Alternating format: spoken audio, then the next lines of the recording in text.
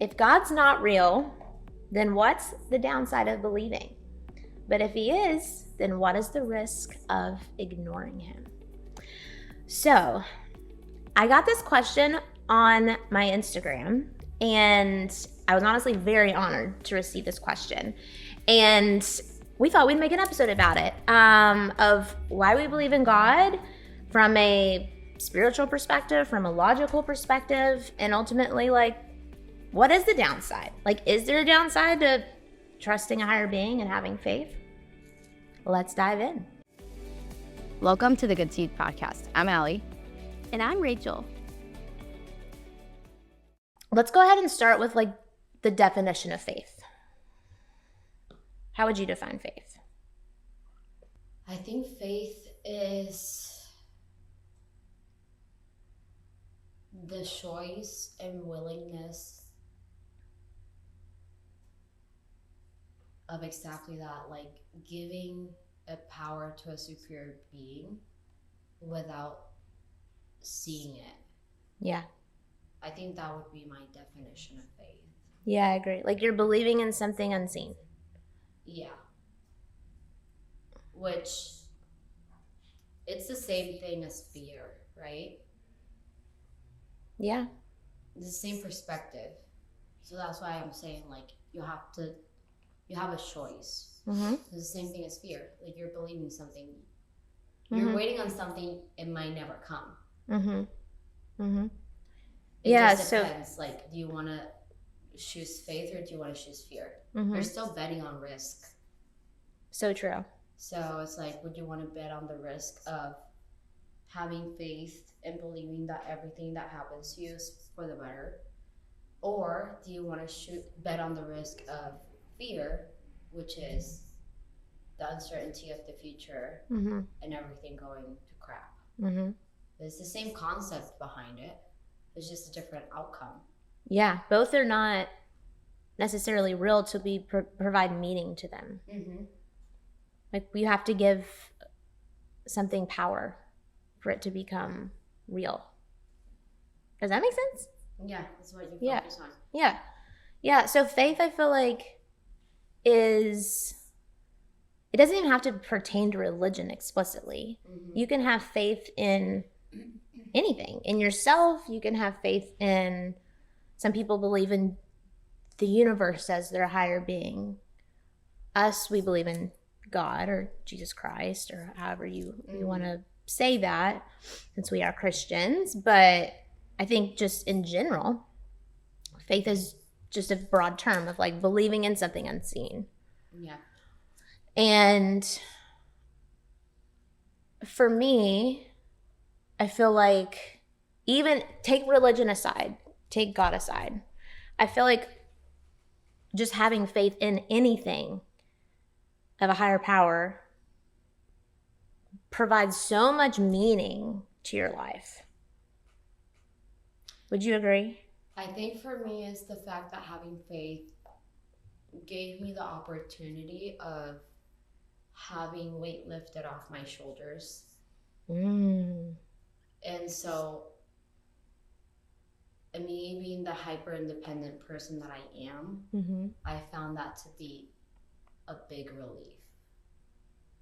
And so for me, feeling relief is an uncommon feeling, right? Because I always put so much on myself, and I'm always so hard on myself, and I always want to outwork myself, and you know, I think that I can do all the things. So having the choice of being like, I cannot handle this, like let go and let God, right? That gave me a new sense of peace. Because one thing is relying on yourself or another human being, and we're born imperfect, right? Like, we will never be perfect. And another thing is believing that there's actually a higher being that is perfect in all the ways, and that knows on a macro level your whole life and what's going to happen and what has happened, and it knows, like, he knows my heart in and out. So for me to be able to delegate to a perfect higher being gave me a sense of peace and relief. And I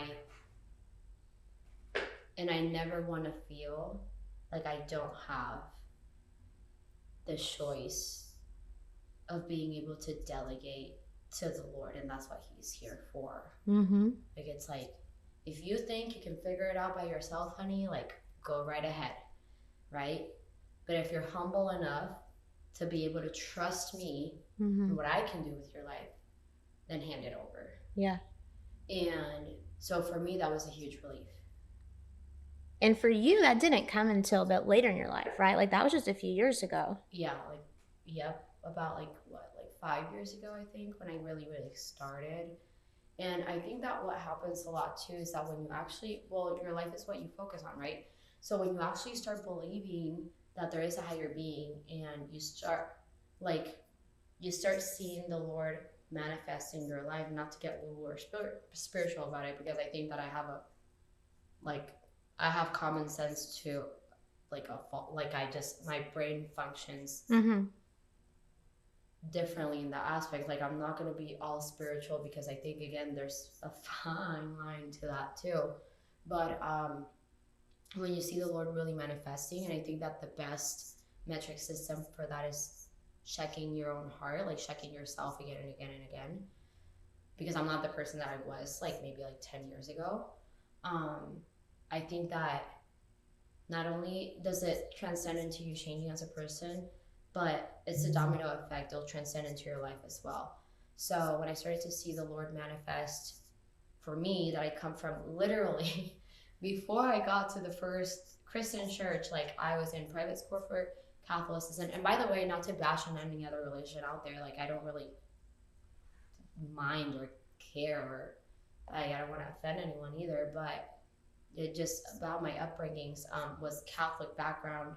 And then nope, like, I literally believed before I went to my first Christian church that, I don't know, maybe when I die, I relive, and I end up being a tree on the next life or something. Is that what you thought? Yeah. Really? Yeah, absolutely. This is what I thought. Wow. And so I and I thought that they were like, you could reincarnate into like a dog. And I was like, wonder where I'm gonna end up. Like, and I was like, probably, like, I have to be like the bougiest like dog in like a castle, and then have like the best life. And like, that's what I like legitimately thought. How interesting. Yeah. So I had my journey. So when I went to my first Christian church, and I saw the power of the Lord and how He started manifesting in my life, which is what happens when you have actually like an open mind and an open heart. Like, I wasn't expecting to go to church because I believed in the Lord.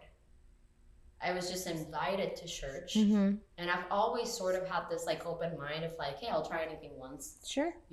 So worst can happen. Yeah, I was like, can't hurt. Let's give it a shot. I was like, well, probably is just like as boring as the other churches I've been to. So hey, like, probably get to meet some people, whatever. And then my life did a 180 after that. And like, am I perfect Christian? Absolutely not. Like, sometimes I honestly have a hard time. I think that you just said like, we're Christians, and the first thought I thought was like, should I even say that I'm a Christian? Because I'm a sinner, and like, after you meet the Lord, you should have like, your moral compass shifts a lot, right? So you were saying that like, and we're Christians, and I'm over here like, well, am I? Because, and it's not that battle, right? Like, we're sinners at heart. So it's a battle that you have with your own flesh until you die. Right. So, but I think that takes a lot of humility. Like, I think that a lot of, like, with my upbringing, I know a lot of people who will like proudly say like, I'm a Christian, and like a holier than thou Christian. Oh yeah, because they know the Bible. Because yeah, they can memorize scripture, they go to church every single Sunday, or da-da-da-da-da-da, but they don't have the humility to say like, yeah, I'm imperfect, I make mistakes. And I think that's a really cool point that you just made, because I know a lot of people in my life and growing up kind of in the faith or in the church of, it's like they proudly boast that they are a Christian, or the biggest Christian or da da da, but their actions don't align with that. And I think that's a really cool point that you just made. It's lack of conviction in the Holy Spirit. So when the Holy Spirit, we all, like, it's within you, right? Mm-hmm.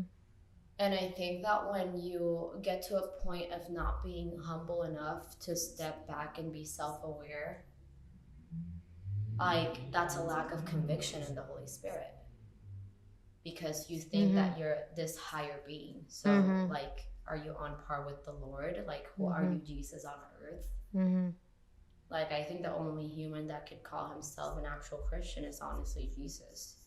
So, like, it's a battle that you have, obviously, within your flesh, right, throughout your whole life. But it's been a thought on my head the past couple of months that I'm like, should I even keep saying that I'm a Christian?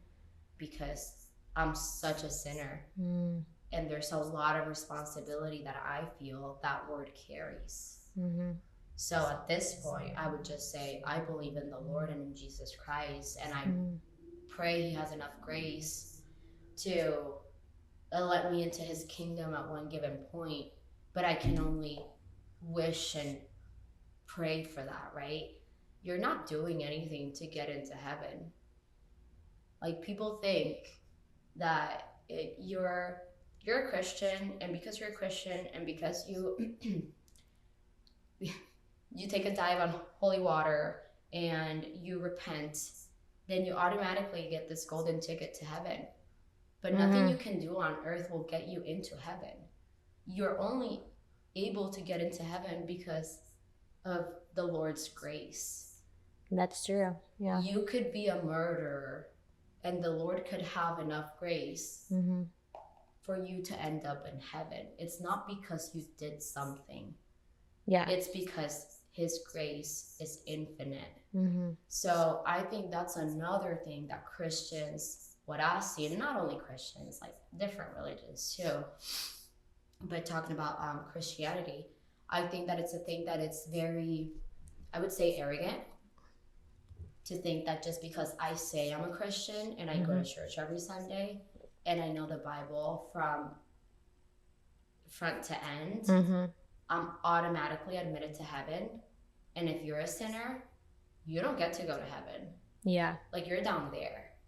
And I think it's such a BS approach to what the Lord actually came here to do. Yeah. So I agree with that. You can never do anything to get into heaven. Like, whoever thinks otherwise, like, you're a moron.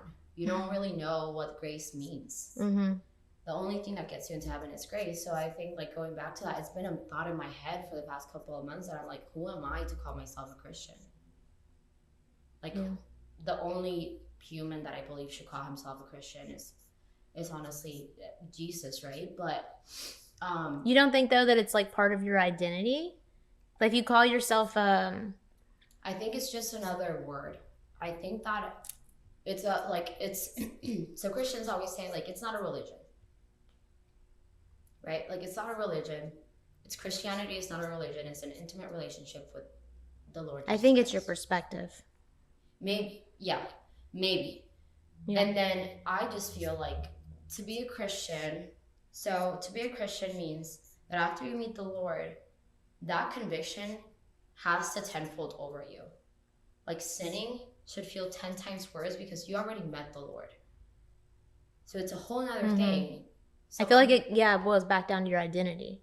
Yeah. Right? Yep. Yeah. So, like, I think that I'm at a point of, like, being so, I don't think ashamed is the right word. I think that I'm at a point of sinning so much that I feel so humbled in the fact that I see calling myself a Christian a privilege and not really something that I've earned.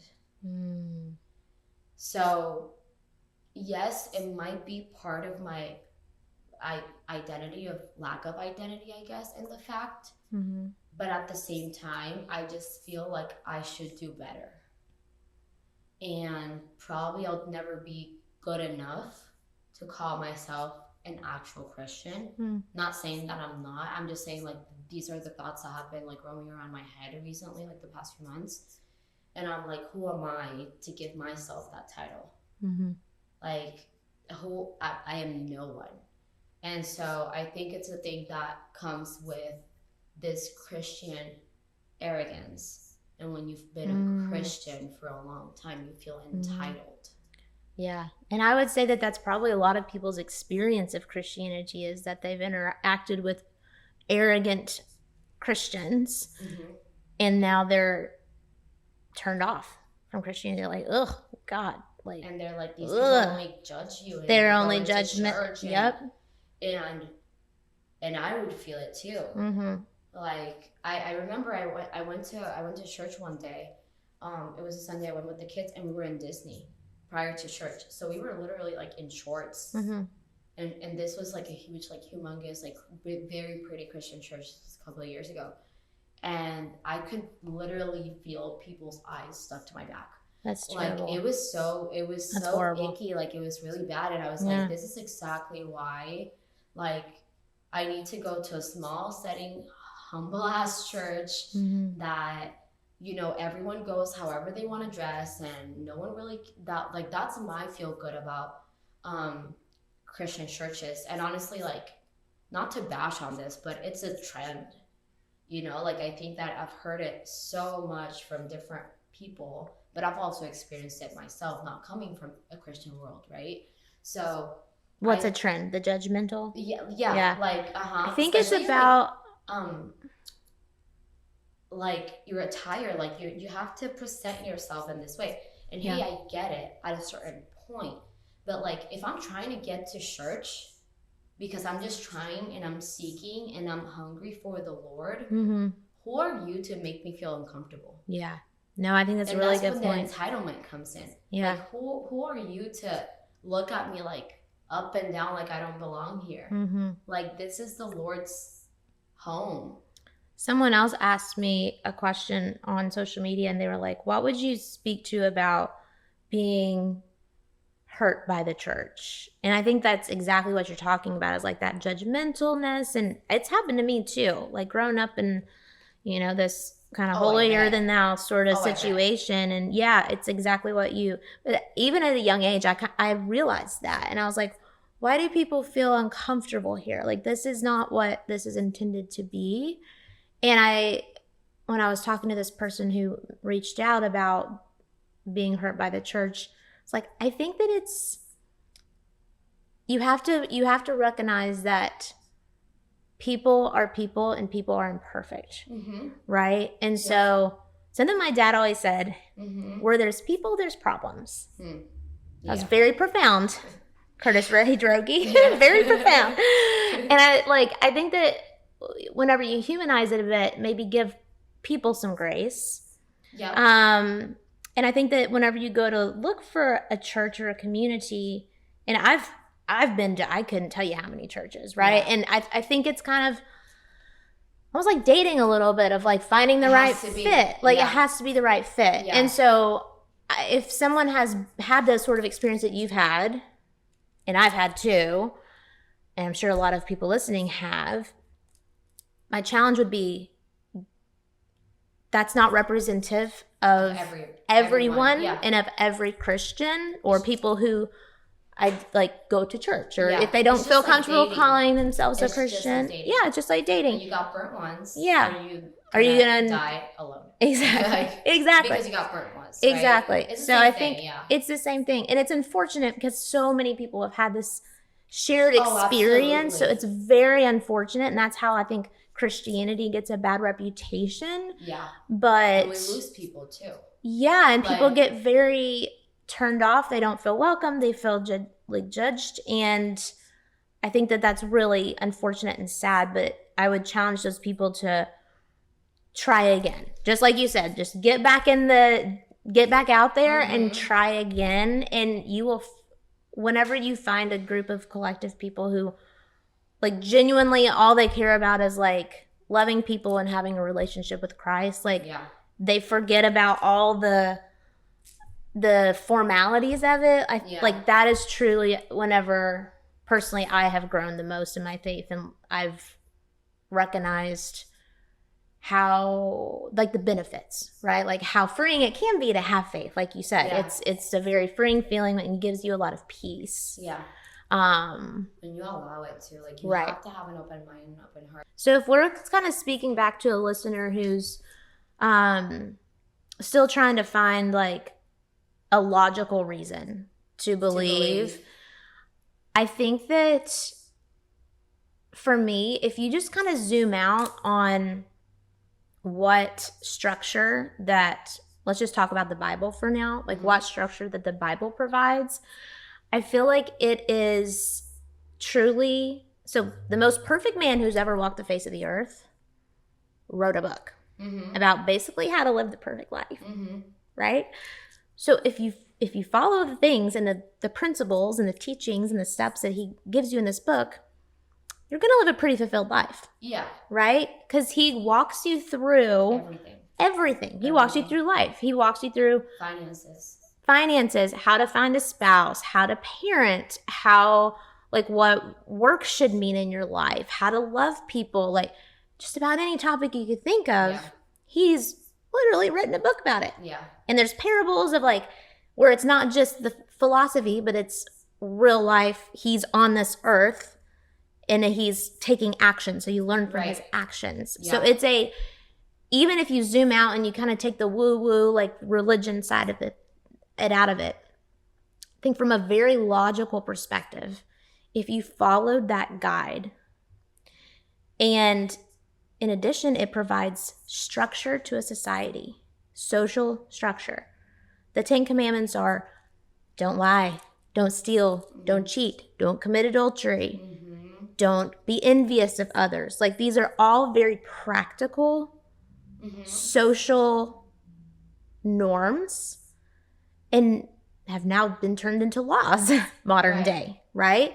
So if you even just zoom out of this just from a purely logical perspective, if you followed the teachings of the Bible, it is very, very logical. Yeah. Right? And it provides a lot of social construct.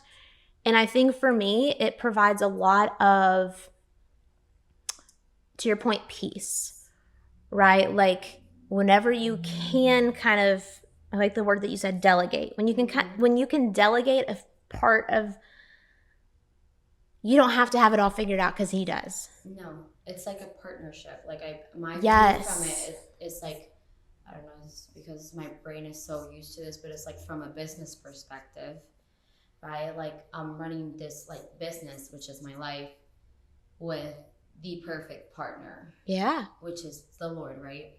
And when you look at it from that perspective, you're like, we're in this together, right? I'm invested in you, you're invested in me. Like, it's a partnership. And I think it's a great way to put it. One of the other things that I see commonly happen is that people are like, I believe in the Lord and he'll figure it out for me.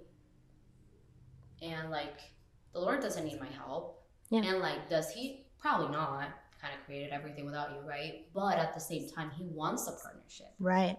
Because, like, faith without action is null. You have no, like, faith won't mean anything until you do something about it. Until you move a certain way, a certain direction.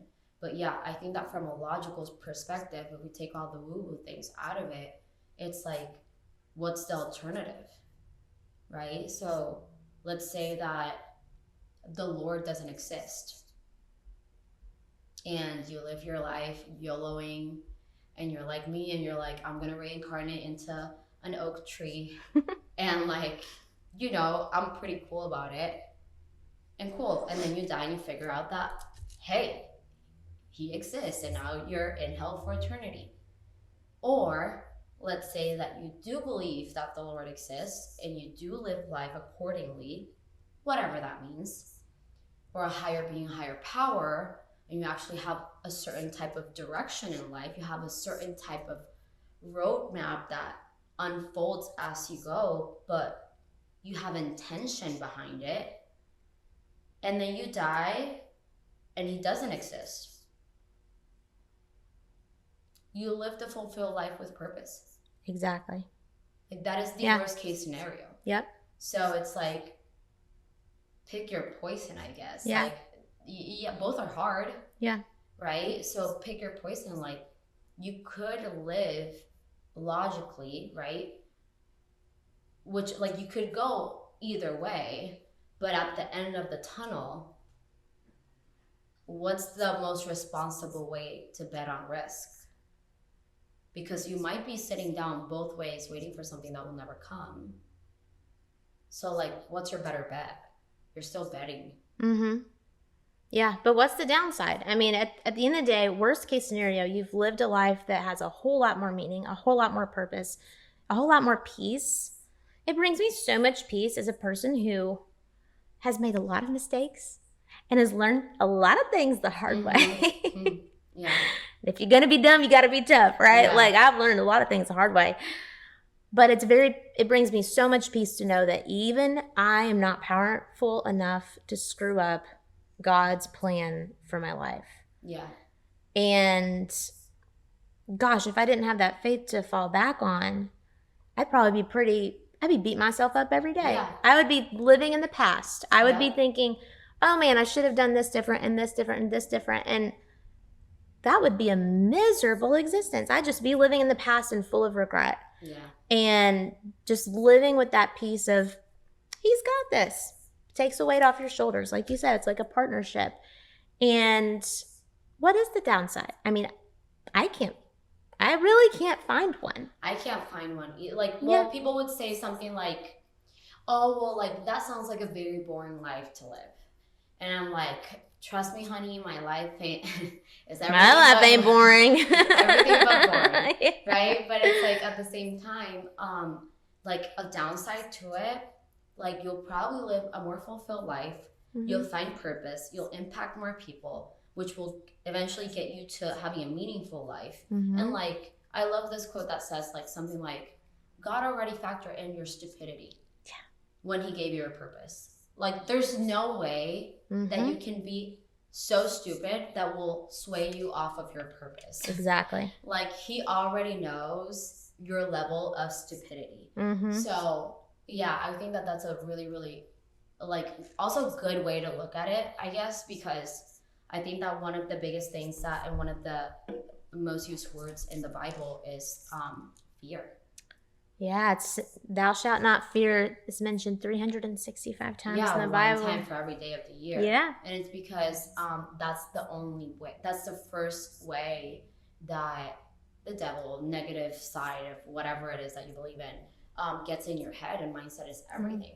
Fear So, negates faith. Yeah, absolutely. And like, it's really, really cool to have that tool, and to always be able to go back to it and use it.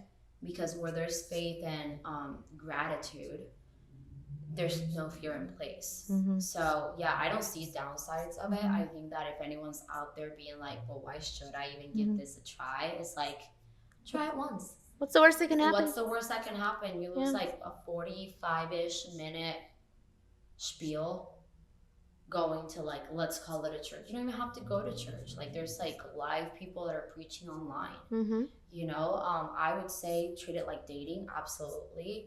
Don't stop until you actually feel comfortable in a place, because, like, you probably won't find the right church the first time that you go into one, or you might, you know. But go with an open mind, go with an open heart, because, like, what's the point if you go into a church and you're like, there's absolutely no way that something else that I can't see exists. And if you go into it like that, you're probably not going to get much out of it, right? Yeah. But yeah, I would say give it a try. Always try everything once. And if you don't like it, hey, you don't like it. You know, at least you tried.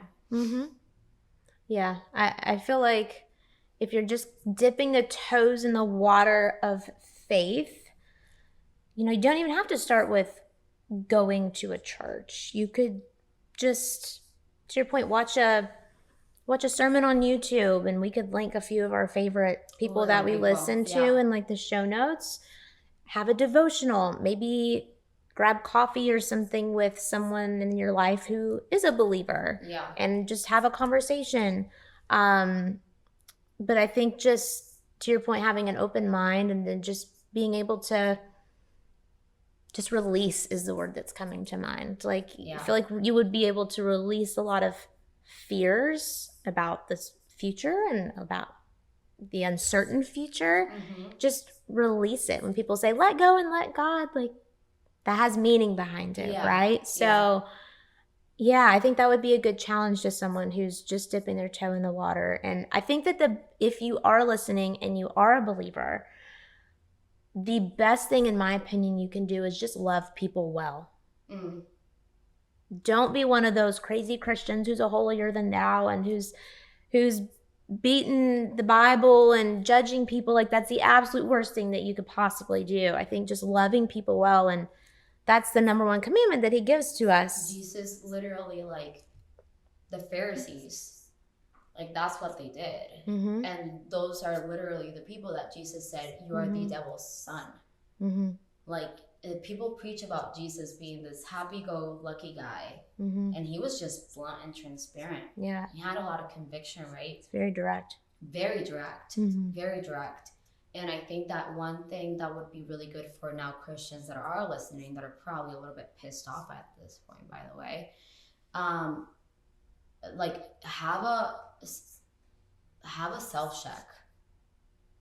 Like, are you humble? Are you judging people? Are you being like, oh, they committed adultery and, like, now they're back here, right? Am I saying go commit adultery because Christians approve it? No, I'm not saying that. I'm just saying God has grace, right? Love people well, give people grace. I think that's a good perspective for Christians now that are listening, if you're still listening. Before you judge someone, or when you judge someone, think about, what would you say if that was your kid? What would you say if that was your son or your daughter? Would you not want them back into church? Because a lot of Christians treat church like the holy place that it is, but church is really a hospital for broken souls. So, do you go to a hospital if you're healthy and you're perfect? Why would you go to the hospital? So now people that are broken, people that need the Lord, people that aren't perfect, people that probably go in shorts to the church, have committed adultery, have committed all the sins, those are the ones that need Jesus the most. 100%. So stop trying to take them out of church because you think that you're entitled to feel like you're a better Christian or person or human than them. Yeah. Because you read the Bible every day. We're called to love, not to judge. Yeah, absolutely. Yeah. So it's like, it means nothing if you sit down every single day, read your Bible, go to church every Sunday, and at the end of the day, you're a bad freaking person because you're judging people, you feel entitled. Like, just have a freaking reality check, man. Because, like, you call yourself a Christian, so what does that mean? Why do you feel so entitled to call yourself a Christian? Like, I'm at a point, again, that I'm like, I don't even deserve that title. I don't feel like I'm worthy of it. Like, honestly, I feel like I'll always, like, have this battle, and I'm aware of it. And I think that the best thing I can do is try each day better. Yeah. Try each day to reach that title and actually get to a point where maybe I feel comfortable calling myself a Christian, right? But at this point, I'm like, who do I think I am? So yeah, I think that for Christians that are listening, just be mindful about the souls that aren't really being able to be saved because of possibly the looks that you're giving. Yeah. Like, just love people well. Just love people well. Don't judge. A true Christian will always try to be exactly like Jesus.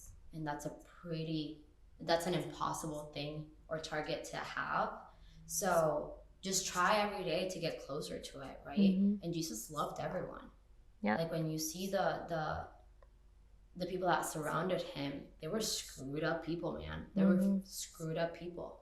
And he traveled life, like, with them. So just try to be like him. Try to fix, or not fix, try to heal the sick.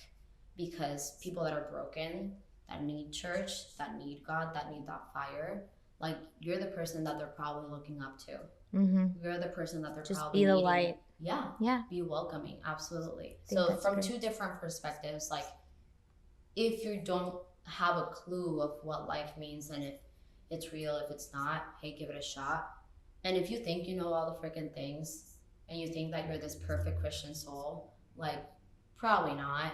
So just have a reality check and try to be better tomorrow. Like that's the 2 cents that I have.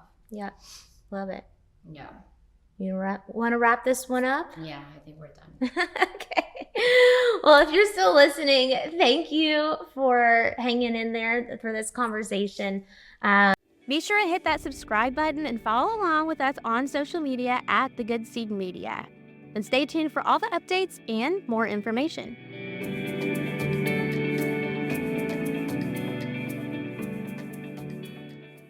If God is real, then what's the downside of believing?